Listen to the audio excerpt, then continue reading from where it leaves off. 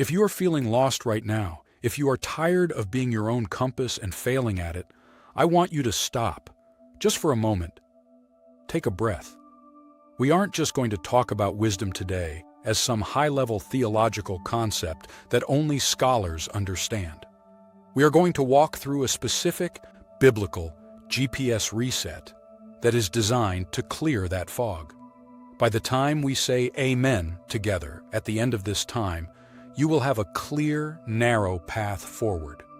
This isn't just another message to listen to while you're busy. It's a moment of encounter that could change the entire trajectory of your week and your life. Stick with me, because your peace of mind is worth these next 12 minutes. Why does this matter so much today? Why is wisdom the one thing we need above all else? It's because a Christian trying to live without divine wisdom is like a sailor trying to cross a vast, dark ocean without a single star in the sky to guide them. You're working so hard. You're rowing with all your might. You're exhausted from the effort. But without wisdom, you're just going in circles, ending up right back where you started, only more tired than before. Confusion is one of the enemy's favorite tools because it leads directly to spiritual and emotional exhaustion. When you don't know the path, you try to walk every path at once. You try to please everyone. You try to solve every problem with your own logic. Most of us make the mistake of thinking that wisdom is just a higher form of human intelligence. We think if we research enough or ask enough friends for their opinions or search for our problems online until our eyes are sore, the answer will eventually appear. We think we can brainstorm our way out of a spiritual desert. But Scripture tells us something radically different. Wisdom isn't found in information, it's found in a relationship. Today, we are breaking this down into 3 deep dive sections to help you truly grasp this. First, we have to identify what I call the wisdom blockers, the subtle, often hidden things in our hearts that act like static on a radio, stopping us from hearing God's voice clearly. Second, we're going to dissect the James 1, 5 blueprint word by word to see the heart of God toward your confusion. And finally, we will close with an extended guided prayer session where we actually practice what we've learned. But here's the part that might be uncomfortable for some of us to hear. Most of the time, we don't actually want God's wisdom. What we really want is for God to sign off on the plan we've already made. We want Him to be our consultant, not our king. We want Him to bless our choices rather than lead our steps. If you're ready to lay that plan down, if you're ready to truly say, "Thy will be done," then let's go deeper together. Before we can get to the prayer, we have to clear the line. Imagine trying to call someone you love when there's a massive storm outside.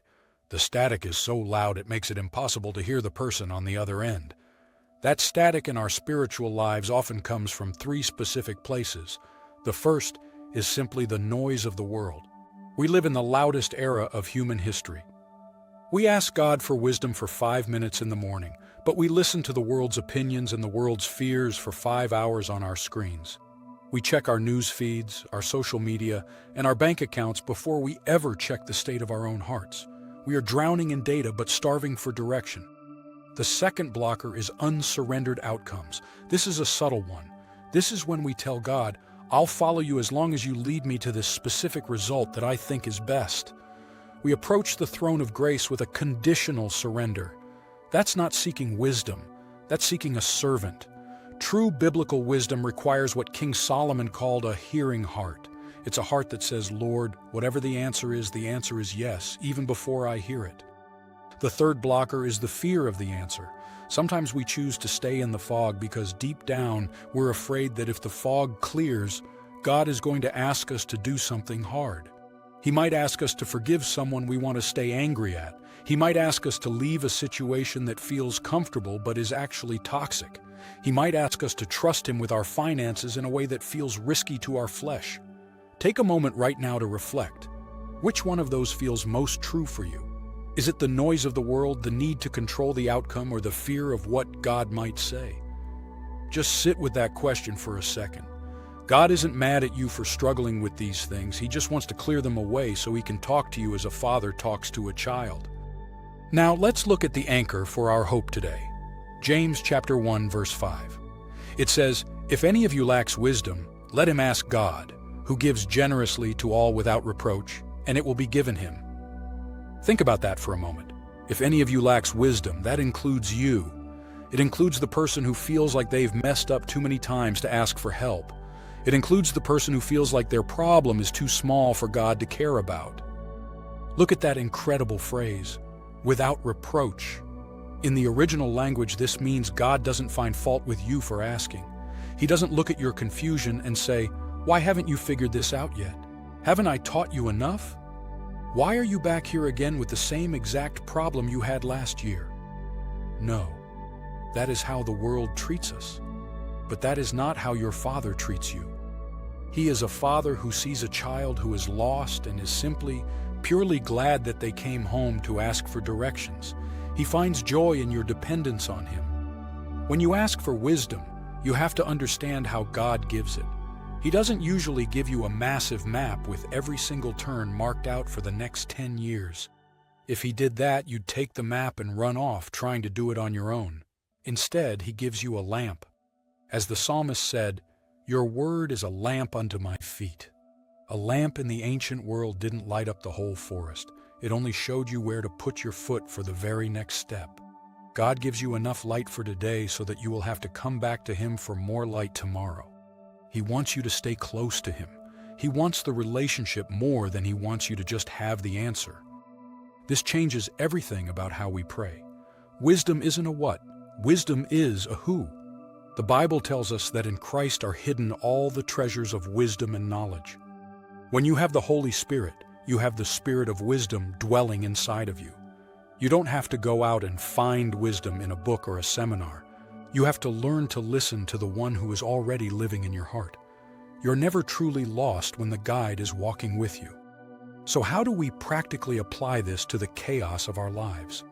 I want to give you a challenge for tomorrow morning. Before you touch your phone, before you check your emails, before you even get out of bed and let the world start making demands on your time, I want you to practice the first word rule. Let your very first word of the day be surrender. Instead of waking up and immediately saying, "God, solve this problem for me," try saying, "Father, I give you this day. I give you my confusion. I give you my hands, my feet, and my mind. I am your servant. Show me the next step." You need to hear this. You are not a bad Christian because you feel lost. You are not failing because you don't have all the answers. You are a human being in need of a Savior, and that is exactly where God wants you to be. The moment you finally admit, "Lord, I don't know the way," is the exact moment God can start leading you. Your weakness is the platform for his strength. Your confusion is the opportunity for his clarity. I remember a time in my own life when I was at a complete crossroads. I had two choices in front of me, and on paper, both looked like they could be from God. I spent weeks analyzing, making pros and cons lists, and asking everyone I knew for their advice. I was miserable. I was so double-minded, as James describes it, that I felt like I was being tossed around by the waves of the sea. I was exhausted from trying to think my way out of a spiritual problem. One morning I just broke down. I stopped trying to be smart. I sat on the floor and I said, "Lord, I am totally lost. I have no idea what to do and I'm scared of making a mistake. I surrender my need to be right. I surrender my fear of the future. I'm just going to sit here until I feel your peace." It didn't happen in a lightning bolt. It happened in a slow, quiet settling of my soul. I realized that even if I made the wrong choice, God was big enough to find me there.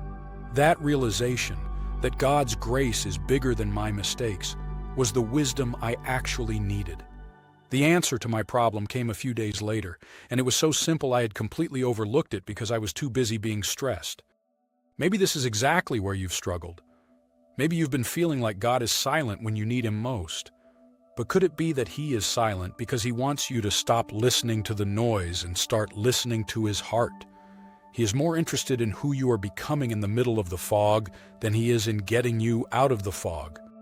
Now, we are moving into the most important part of our time together. We are going to take everything we've talked about, and we are going to actually do it. We are going to pray this through, not as a ritual, but as a real conversation with our Creator. I want to encourage you not to click away.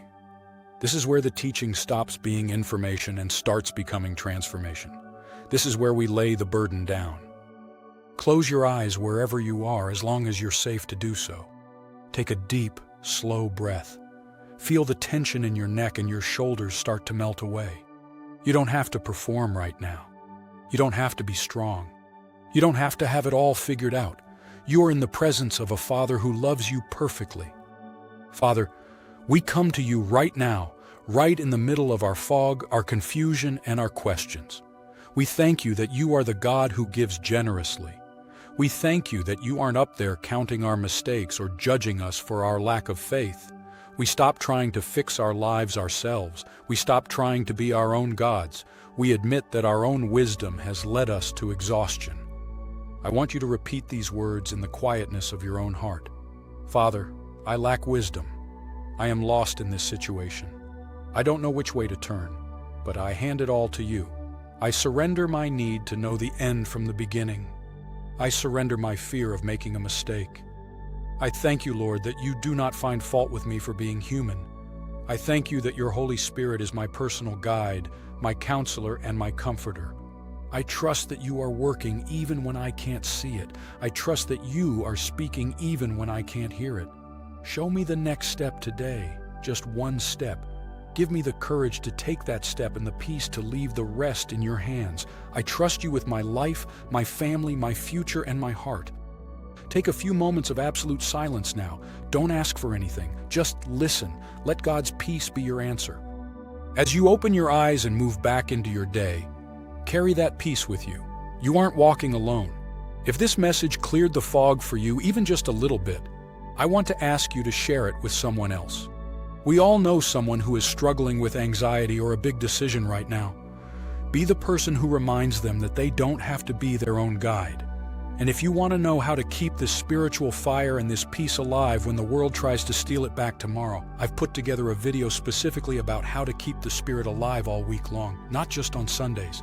I love you, I'm praying for you, and I'll see you in the next video. Amen.